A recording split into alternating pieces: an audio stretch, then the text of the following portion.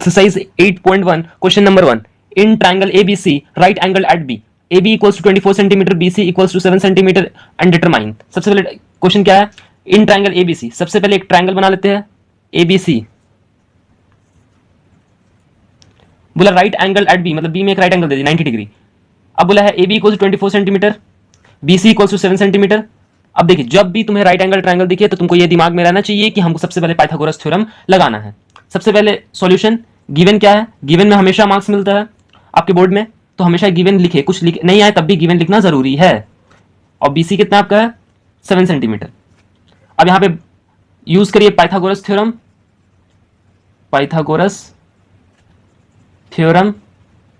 Pythagoras theorem बोलता है hypotenuse का square is equals to perpendicular का स्क्वायर प्लस बेस का स्क्वायर। तो यहाँ पे आपका परपेंडिकुलर क्या है 20, ये है AB, तो 24 का स्क्वायर कर देंगे, प्लस बेस कितना है, बेस आपका है 7, तो 7 का स्क्वायर कर देंगे। तो 24 का स्क्वायर होता है 576 एंड 7 का स्क्वायर होता है 49। जब ये दोनों को ऐड करेंगे तो इसका आंसर आएगा 625। देन हाइपोटेन्यूस यहाँ पे स्क्वायर था तो यहाँ से स्क्वायर हटा तो यहाँ रूट चढ़ा 625। अब अगर 25 का स्क्वायर अगर चेक करेंगे तो वो होता है 625, तो यहाँ पे 25 का, तो हाइपोटेन्यूस कितना आ गया 25 सेंटीमीटर। ठीक है, अब क्या बोला है साइन ए निकालना है। सबसे पहले मैं एक ट्रिक दे दूं याद रखने का, पाकिस्तान भूखा प्यासा, हिंदुस्तान हरा भरा। ठीक है, ये साइन का है, ये कॉस का है, ये साइन के लिए है, ये कॉस के लिए है, ये है टैन के लिए, टैन और कॉट के लिए। इसका रेसिप्रोकल हो जाएगा आपका कॉसेक, इसका होगा सेक, इसका होगा कॉट। तो सबसे पहले हम लोग क्या निकालना है, साइन ए का निकालना है। साइन ए, एंगल भी देखिए ए है ना, तो क्या होता है परपेंडिकुलर बाई हाइपोटेन्यूस।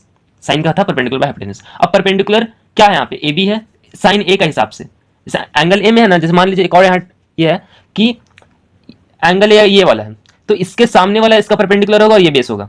मान लीजिए C में रहता है तो C में AB इसका परपेंडिकुलर होता है, ये इसका बेस था, मतलब एंगल का सामने वाला परपेंडिकुलर और एंगल से सटा हुआ बेस। ठीक है, तो एंगल के सामने वाला परपेंडिकुलर, तो 7 हो गया इसका परपेंडिकुलर, और हाइपोटेन्यूस कितना है, हाइपोटेन्यूस सेम रहता है, बस परपेंडिकुलर और बेस चेंज होता है, हाइपोटेन्यूस हमेशा सेम होता है। तो हाइपोटेन्यूस कितना है 25।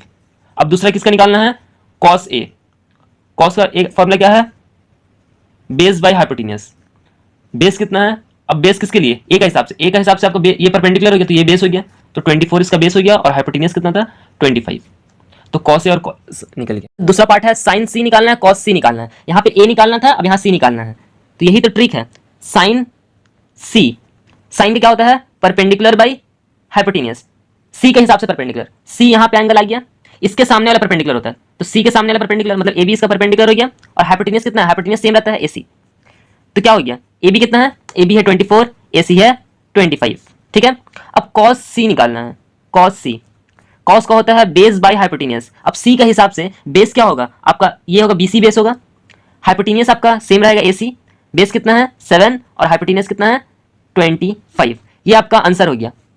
याद रखिएगा हमेशा कि एंगल के हिसाब से परपेंडिकुलर और बेस चेंज होता है, लेकिन हाइपोटेन्यूस हमेशा सेम रहता है।